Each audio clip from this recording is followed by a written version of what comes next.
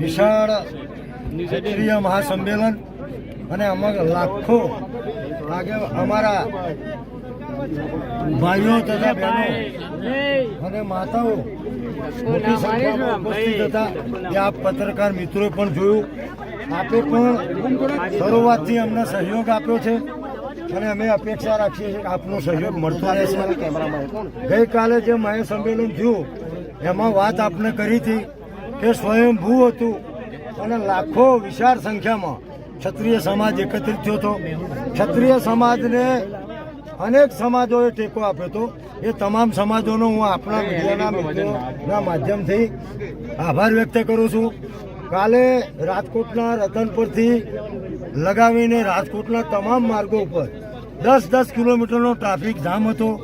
એના કારણે ગુજરાતની પ્રજા જનતાને પણ તકલીફ પડી છે. એ બદલ દિલગીરી વ્યક્ત કરું છું. આજે અમારી કોર કમિટીની મિટિંગ હતી 2 ઉદ્દેશ માટે કે પાર્ટ 2 ની તૈયારી કઈ રીતે કરવામાં આવે અને અમારા કેટલાક મિત્રો આગેવાનોને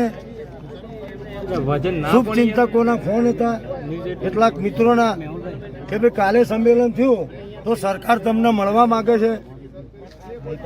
તો અમારી કોર કમિટીની મિટિંગ પણ હતી પણ અમારા સભ્યો કેટલાક સભ્યો તો દૂરથી આવવાના હતા. એટલે જ્યાં સુધી અમારી આખી કોર કમિટી ના આવે ત્યાં સુધી અમે વેઇટ કર્યું. ત્યાં બધી ચર્ચા કરી પછી અમે મુખ્યમંત્રીશ્રીને મળ્યા.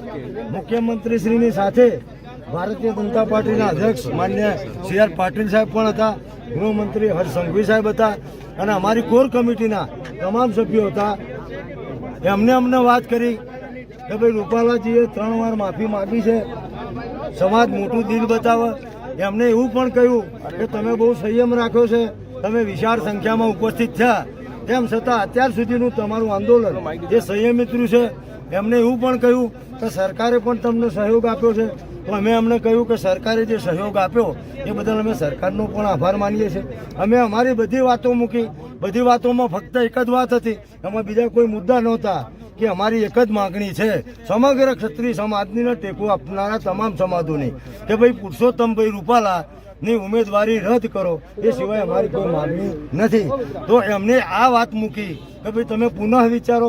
તમારી જે લાગણી છે એ અમે હાઈકમાન્ડ સુધી પહોંચાડીશું. એટલે હવે એ એમનો વિષય છે. કારણ કે જ્યારે કોઈ સામેથી બોલાવતું હોય તો આપણે જવું જોઈએ લોકશાહીની પ્રક્રિયા પ્રમાણે.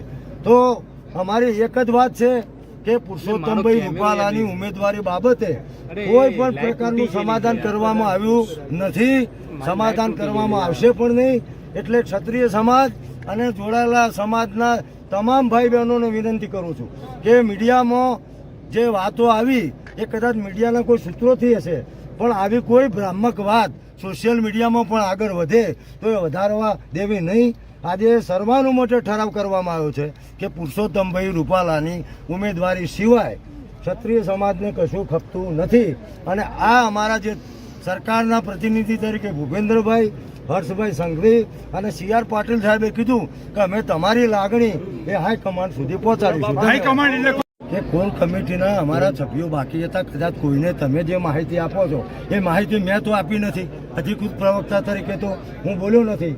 કોઈ વ્યક્તિ માનો કે અહીંયા કોઈ વ્યક્તિગત બાઇટમાં કોઈ વ્યક્તિ કહી દે તો એ તમે સમજો. અને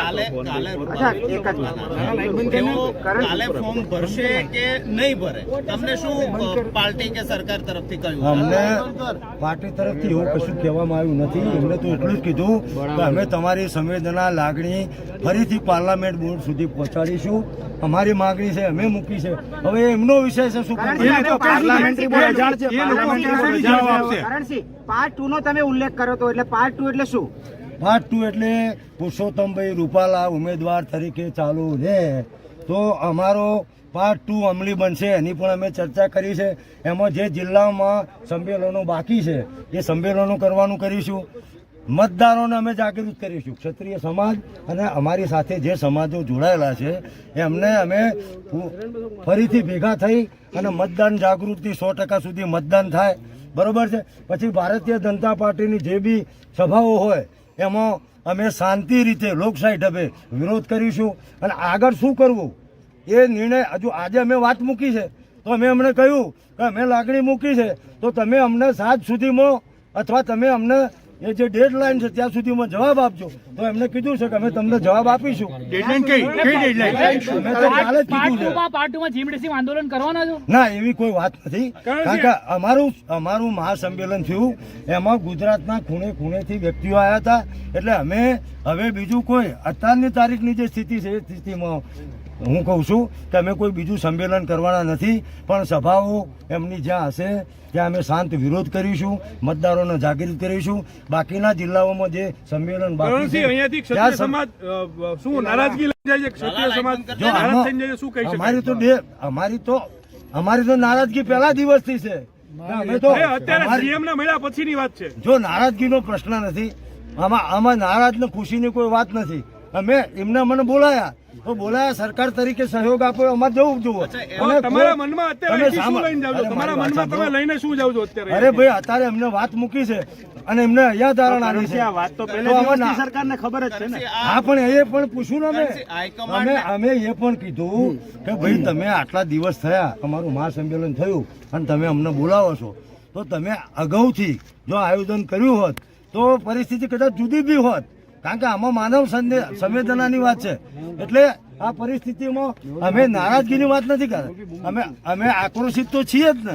સમાજનો એક વ્યક્તિ આક્રોશિત. ડેડલાઇન આપી કે તેઓ હાઈકમાન્ડને રજૂઆત કરશે, ક્યાં સુધીમાં કરશે, ક્યાં સુધીમાં તમને વળતો જવાબ આપશે, એવી કઈ ચર્ચા થઈ, વાત થઈ? અમે એવું કીધું કે તમે અમને જેમ બને એમ જલ્દી આ વાત કરજો.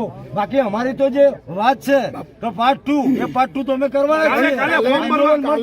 કાલે ફોર્મ ભરવા જવાના છે. 3 વાગ્યા પહેલા એમનું ફોર્મ ભરાઈ કાલે શું કરશો તમે? અત્યારે 10 મિનિટ પહેલા જ એમને ટ્વીટ કર્યું છે કે રાજકોટના દિલમાં પરસોત્તમ રૂપાલા છે, એટલે સ્વાભાવિક છે કે પાર્ટીનું સ્ટેન્ડ ક્લિયર છે, રૂપાલાને જ રાખવા અને 3 વાગ્યા પહેલા કાલ ફોર્મ ભરી જ દેવાના છે. એ ગણતરી જે એમનું ટ્વીટ છે એના આધારે. તો એ અલ્ટિમેટમ 3 વાગ્યા સુધી તમે કહો છો, એક તમને જવાબ આપવાનો કે પછી શું થશે એમાં? તમે સમજો, અમે હાલ જે વાત કરી છે કે પુરુષોત્તમભાઈની ઉમેદવારી રદ કરવાની આખા સમાજનો નિર્ણય છે. આંદોલન એનું ચાલે છે, એમાં કોઈ ફેરફાર નથી. સાહેબ તમે કાલની વાત કરો, કાલે શું પ્રોગ્રામ હશે તમારો? કાલે અમારો પ્રોગ્રામ ત્યાં આગળ પુરુષોત્તમભાઈ રૂપાલા ફોર્મ ભરશે તો એ એમની પાર્ટીની લાઈન છે. અમારા જે આગેવાનો છે એ હજુ અમે પાછા ગોતા બેસવાના છીએ. કારણ કે અમને બધા દૂરથી આવ્યા એટલે જે પૂરી ચર્ચા કરવાની હતી એ અમે કરી શક્યા નથી. અમે તો સરકારે બોલાયા હતા, સરકાર કેમ બોલાયા એ સરકારનો વિષય છે, પણ અમે અમારી વાત મૂકી દીધી. એટલે કાલે શું કરવું, ભાજપે શું કરવું, અમારે જે કરવાનું છે અમે તો કહી દીધું કે પુરુષોત્તમભાઈ રૂપાલાની ઉમેદવારી સિવાય ક્ષત્રિય સમાજ કોઈ પણ પ્રકારનું સમાધાન કરવાની નથી અને નથી. અત્યારે ગોતા જાવ છો? ધન્યવાદ. અત્યારે ગોતા જાવ? શું તમે મુખ્ય મુદ્દાઓ મૂક્યા છે અને શું જવાબ મળે છે? મુખ્ય મુદ્દો તો આટલા દિવસથી એક જ હતો કે રૂપાલા સાહેબની ટિકિટ રદ કરવામાં આવે અને આમાં બીજા કોઈ હવે કોઈ વાતનો કોઈ અવકાશ જ નથી. પણ લોકશાહીમાં આજે અમે અત્યાર દિવસે અમે એટલા દિવસે કહેતા હોય કે મોવડી મંડળ અમારી રજૂઆત સાંભળે તો સ્વાભાવિક છે કાલનું આંદોલન જે કંઈ થયું અને આજે અમે અમારી વચ્ચે ચર્ચા થઈ, જેમ પરિવારમાં વાતચીત થાય. માનનીય મુખ્યમંત્રી સાહેબ હતા, પાટીલ સાહેબ હતા અને હર્ષંઘવીભાઈ હતા, એટલે બધી જ ચર્ચાઓ આ વસ્તુ થઈ અને એમણે પણ એમના તરફથી રજૂઆત કરી કે ભાઈ 2 વાર માફી માંગી છે. પાટીલ સાહેબે ખુદે કીધું કે મેં પણ 1 વાર માફી માંગી છે. ત્યારે અમે બધા એવું કીધું કે આપને માફીનો કોઈ વાત જ નથી, જે વ્યક્તિએ ભૂલ કરી છે. અને અમે એવું પણ સ્ટેન્ડ કર્યું હતું કે આટલા વર્ષથી બધી જ જગ્યાએ અમે માફી આપતા આવ્યા. એટલે એમણે એવું કહેવું હતું કે ક્ષત્રિય સમાજ તો માફી આપતો સમાજ છે કે જે વાત કરી. તો અમે એવું જ કીધું કે અમારું કદાચ બધા રજવાડા અમે દીધા, ઘણી બધી વસ્તુ અમે અમારે વાત કરી વડીલોએ, એ છતાં પણ બહેનો દીકરીઓની વાત આવે ત્યારે માફીનું હવે કોઈ આમાં સ્થાન નથી. અને બહુ સ્ટેન્ડ પહેલેથી પણ અમારું ક્લિયર હતું. અમે પણ એવું કીધું કે આમાં માફીની કોઈ વાત જ નથી, આનો ચર્ચાનો અવકાશ હોવો જોઈએ બિલકુલ. એટલે એમની પાસે નિર્ણય હવે અમે એવું કીધું કે આપ આ વસ્તુ હવે હાઈકમાન્ડ સુધી લઈ જાઓ, દિલ્હી સુધી લઈ જાઓ અને ત્યાંથી અમને કે ભાઈ આ સમાજનો અવાજ છે. અત્યાર સુધી આપ જોયું હશે કે 90 સંસ્થા અથવા જે પણ આમાં જોડાયેલું હતું, કાલે 6 થી 7 લાખ માણસ. એટલે હવે આટલી મોટી સંખ્યાનો અવાજ છે. કારણ કે આટલા દિવસથી આપ જોતા હતા કે ફાટા પડ્યા આ થયું તે બધું એક ચિત્ર હતું.